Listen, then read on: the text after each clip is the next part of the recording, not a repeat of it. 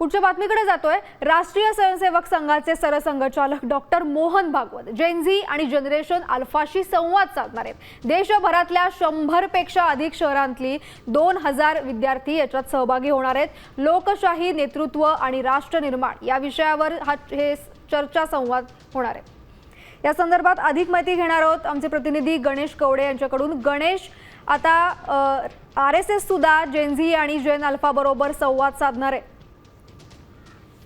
नक्कीच आरएसएसचे प्रमुख असणारे मोहन भागवत तत्कालीन हे 15 ते 19 वयोगटातील जे विद्यार्थी आहेत या विद्यार्थ्यांबरोबर आहे ते संवाद साधताना पाहायला मिळणार आहे। बीकेटीमध्ये या कार्यक्रमाचं आयोजन करण्यात आले आणि प्रामुख्याने या शिबिर आहे, या शिबिरामध्ये 100 जे आहेत